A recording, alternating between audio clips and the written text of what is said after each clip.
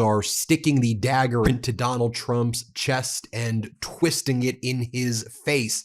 Let's talk about what's happening in India right now, where Ursula von der Leyen, the European Union Commission president, is meeting with Prime Minister Modi of India, and they are entering into a massive trade deal. Donald Trump has pushed the European Union and India closer together, the same way Donald Trump is pushing the rest of the world to forge closer alliances while the U.S. gets weaker and isolates itself.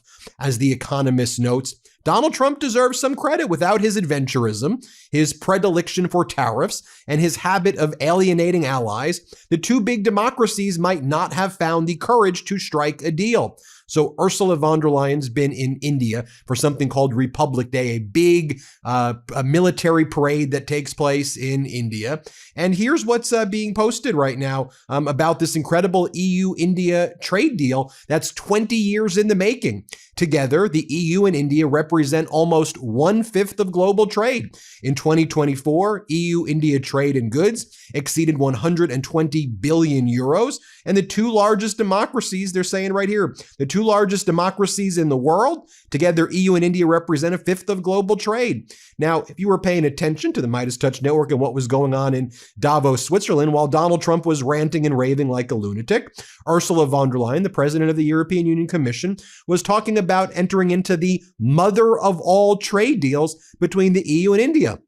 Listen to what she had to say here. Play this clip. There's still work to do, but we are on the cusp of a historic trade agreement. Indeed, some call it the mother of all deals. One that would create a market of 2 billion people, accounting for almost 1/4 of global GDP. And as noted, this is a trade deal 20 years in the making.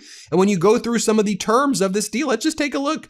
India has reportedly reached this trade deal with EU and will cut tariffs on cars from 110% to 40%, with tariffs eventually falling to 10%. India is making trade deals with the EU, and Canada is making trade deals with China.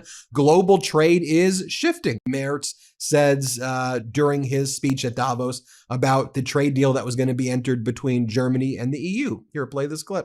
Between EU, which includes Germany, and India. Play this clip. In a few days' time, the President of the European Commission will travel to India to establish the principles of a free trade agreement between the subcontinent and the European Union.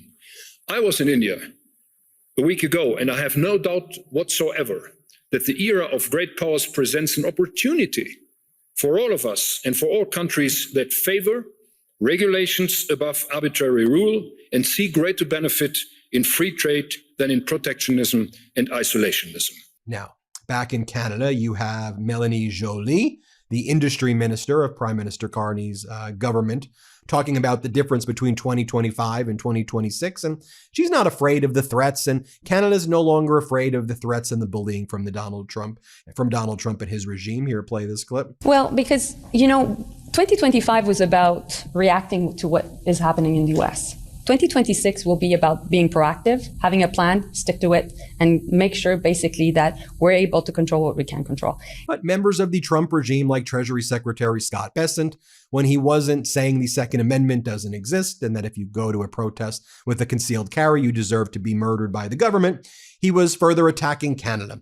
And so he was on state regime media last night, known as Fox, and he said, Canada depends on the U.S. So Prime Minister Carney called Donald Trump and started begging him. And he said, Donald, I'm so sorry for everything I said at Davos. Please forgive me, Donald. Prime Minister Carney didn't say that. When Prime Minister Carney's in front of Donald Trump, in front of the world, we see what Prime Minister Carney's saying. Don't you notice that these Trump regime proxies, these Trump regime sycophants, all these things happen in quiet, these trade deals that Donald Trump makes up and nobody knows what the hell Trump's talking about. Or yes, Prime Minister Carney in private said, I'm so sorry, Donald. These people are delusional and they are causing long-term harm. Here's Treasury Secretary Scott Bessent. Let's talk about the Prime Minister, or if you prefer, Governor of Canada, and him threatening to break economic alliances with the U.S., go with China. The president has threatened 100% tariff. What impact would that have? It would be a disaster for Canada. I was in the Oval with the president today. He spoke to Prime Minister Carney. Hello everyone, welcome back to our channel. Today story is explosive, shocking and raising serious questions about leaderships inside one of America's most powerful officers.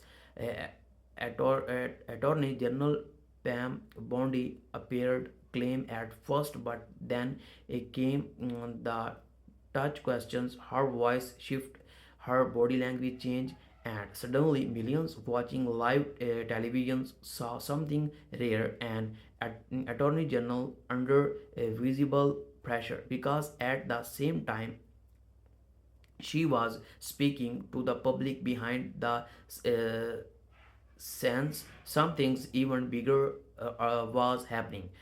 Top against were quitting, serious officers were walking out, and insiders say morals inside the department has hit rock bottom. Tonight we break down what really happened during the Tennessee Live TV movement, why top officials are resigning, and what this growing crisis means for the future of American justice.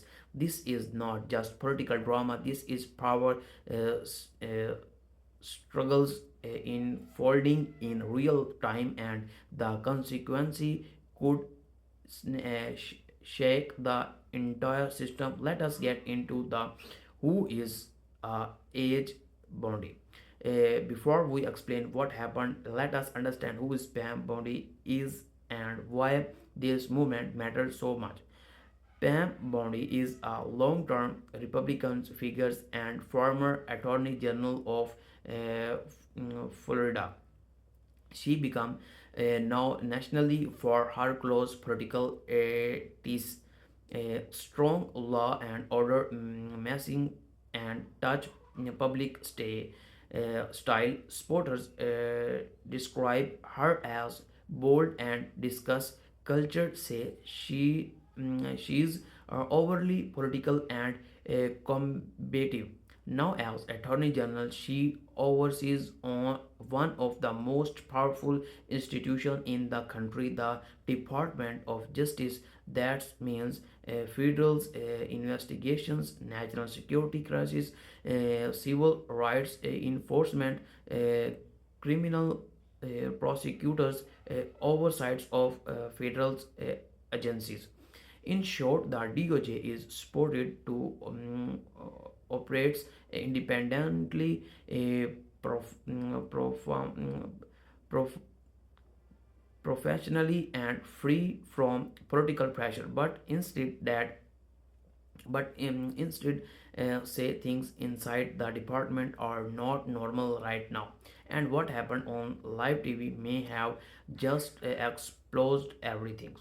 The live TV movement that shocked viewers. Let us talk about the interview.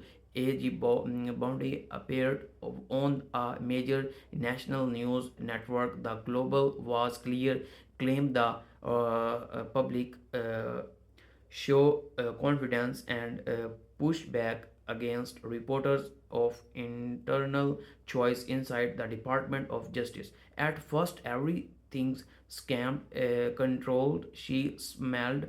She thanked the host. She delivered rehashed lines about strong leaderships, continue stability, and fall confidence in her team.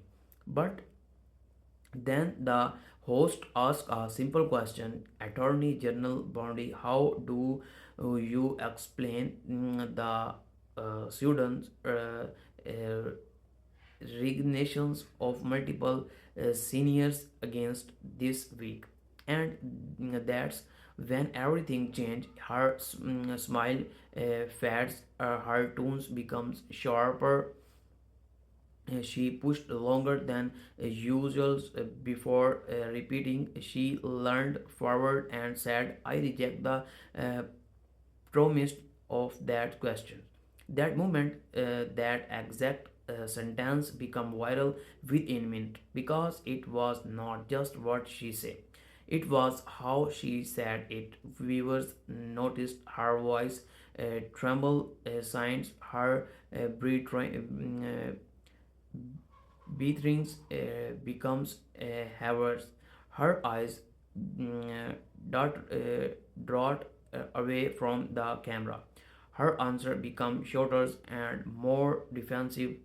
Body language experts online later pointed one several states signs target target no target ja force smiles repeat blinking defense postures.